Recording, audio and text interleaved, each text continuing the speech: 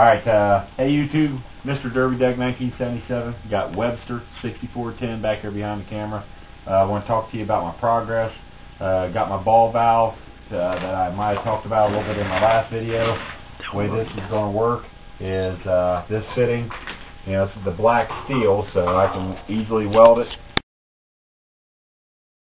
Be able to screw the ball valve onto it, tighten it down real nice tight, and be able to control my air. What I want to talk about in my video is everything you see here, other than my ball valves and some stuff that I have to go to the store to buy, but everything else has come from a junkyard. Most of the stuff is given to me. Old propane tanks. This is what's left of a 100-pound propane tank. The trash barrels Webster, hooked me up with. Like this here. This is my cyclone filter. This is the newest addition that I'm gonna add to it. I've been working on. You can see it's an old oxygen or acetylene tank. And wanted to talk to you. This here is actually this bottom half of the skin is actually what's left of an old furnace out of a house. I was able to work with it a little bit. It was kind of tough, but hey, it looks like a cyclone and it works. But want to talk to you guys also about my lid. My lid is actually what's going to be left of my lid is going to be about this much of it.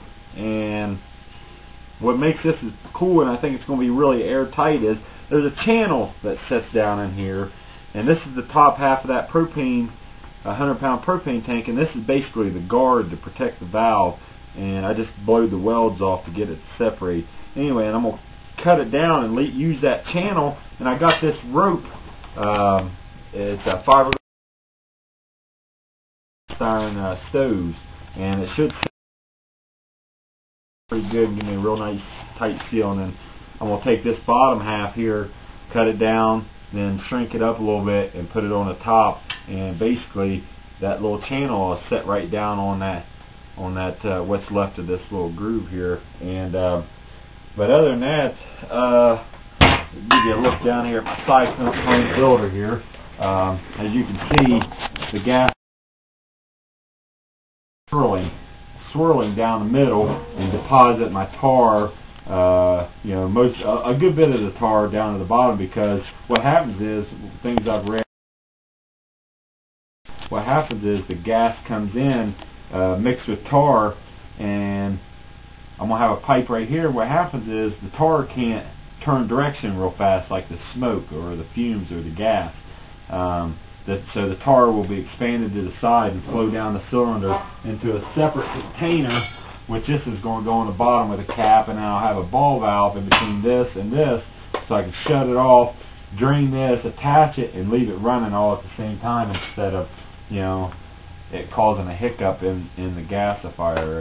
That's if I'll call it that. But I'm gonna put a cap right here with a piece of pipe coming out of it. And what I did with my pipe, I went to the junkyard, asked them. I was like, hey, you got any old exhaust laying around, or some cars, that the exhaust really isn't any good, and I cut a bunch of tailpipes off to get the bends out of them and stuff, and they gave that stuff to me. So like I said, other than my ball valves and stuff, I really haven't, in that seal, I really haven't spent that much money. So, but that's what I've been up to right now, YouTube.